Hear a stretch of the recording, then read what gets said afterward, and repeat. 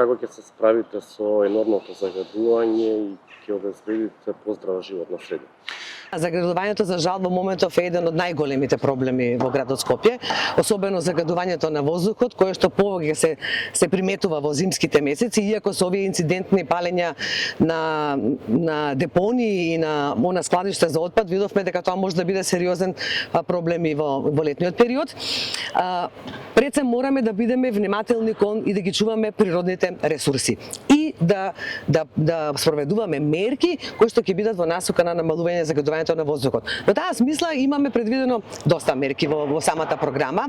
Мораме да забраниме употреба на цврсти горива, односно јаглен, мазот, оние што го загадуваат воздухот во области каде што имаме можности за топлинско грејење. Мораме повеќе да работиме на системите за топлински пумпи, бидејќи тие најмалку емитуваат CO2 во воздухот, најмалку прават загадување. Исто така предвидовме помош за граѓаните кои што каде што нема да можат во прво време нели да се поврзат на топлотите, други топлотни системи, да речеме оџаци за нивните домаќинства. Така да има мерки кои што може да се спроведат. Кога ќе го решиме проблемот со отпадот, исто така ќе го намалиме загадувањето на Скопје. Имаме сеопфатен план по повеќе мерки во повеќе области. Загадувањето е еден од најсериозните проблеми на Скопје и скопјани. Загадувањето потекнува од индустријата, сообраќајот, дивите депонии и оние депонии кои што, ајде, така да кажам, се питоми и домаќинствата. Треба да се делува на различен начин кај секој од овие загадувачи. Кај индустријата треба да се види која од индустриите како и колку загадува и таму решението е само со филтри на нивните оџаци. Сообраќајот се решава со употреба на еколошки автобуси и такси возила и редуцирање на патничкиот сообраќај, а стимулација на употребата на велосипедите. И можеби најтежок и најспецифичен за решавање е делот на загадувањето кој е поврзан со домаќинствата. По долгорочно решение и трајно решение е проширување на топловодната мрежа во Скопје и натаму треба да се стремиме. Меѓутоа скопјани немаат време за да чекаат таа топловодна мрежа да се изведе и во оние населби кои се најодалечени од постоечката мрежа, затоа треба да се постават, да се направи акција за поставување на филтри на оџаците, на нивните оџаци и нивно редовно одржување. Мора да се делува во сите овие пунктови за да ефектите бидат што побрзи и што подобри.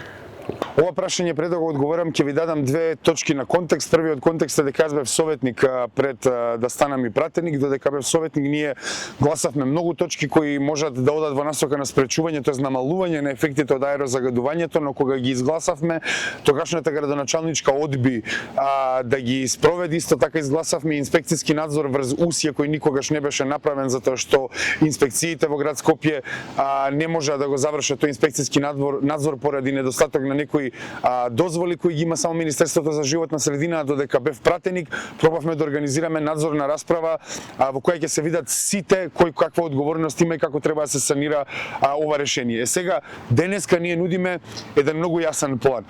Се што е во ингеренција на град Скопје ќе биде преземено. Иако можеби некои проблеми се решаваат на централно ниво, ние сакаме да покажеме на нашите граѓани дека град Скопје ќе оди во насока на намалување на овие ефекти. Прво треба да ја екипираме инспекцијата, тоест инспекцијскиот надзор на град Скопје треба да се екипира затоа што тој нема доволно инспектори воопшто.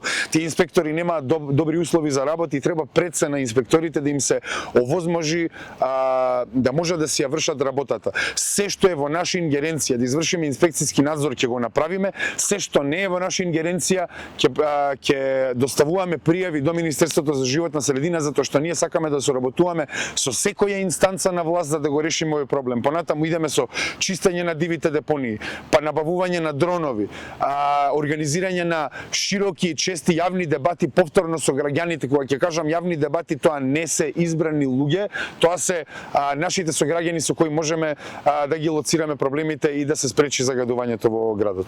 И само е уште еден мал коментар, решавање на јавниот превоз со што ќе се обесхрабри користење на возилата.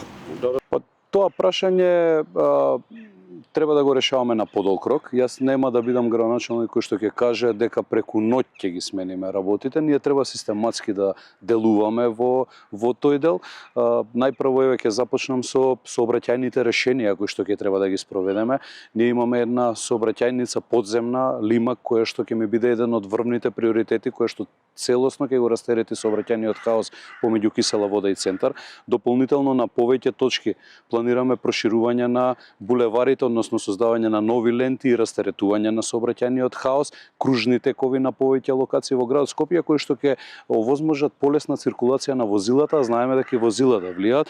Од друга страна пак загревањето, топлификација ќе биде целосно проширена мрежата секаде каде што има можност за истата. Сите диви депонии ќе бидат исчистени, вклучувајќи го и едно од најголемите жаришта, тоа е депонијата Вардариште, и на долг рок ќе ги решаваме. Не е доволно само да исчистиме депонијата, туку и на долг рок ќе ги решаваме, што значи дека после сеопфатна анализа од првиот ден кога ќе влезам во градот Скопје започнуваме со чистење на сите депонии, нови сообраќајни решенија, проширување на мрежата за затоплување максимално до секое домаќинство и субвенција од страна на градот до секое домаќинство за алтернативно загревање на домовите. Борбата треба да се одвива на неколку фронта, а воедно истата да биде едукативна. Ние сме сведоци дека прво совеста и свеста кај граѓаните е навистина на ниско, едно незабитно ниво. На некој ќе мора да и ќе може да им се укаже преку едукативни содржини, но на други едноставно мора да биде преку санкции.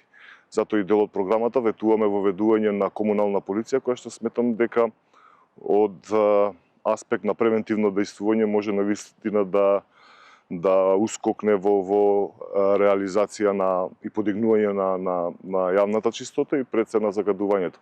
Ова кога го кажувам, мислам на детектирањето на нови диви депонии кои што се ствараат од фрлање на несовесни компании и граѓани, нивното подпалување, како и ред други мерки кои што не се само од аспект на поставување да ги мериме и да ги констатираме загадувањата, него да ги превенираме и да ги спречуваме. Ко например, зашто да не размислуваме во насока на воведување на лиценцирање на сите градежни возила, потешно товарните кои што транспортираат градежен шут, да бидат под лиценца и строг мониторинг на град Скопје и да се мониторира нивното движење, за да точно знаеме каде го товарат и каде го исфрлаат градежниот шут кој што го носат во своите возила.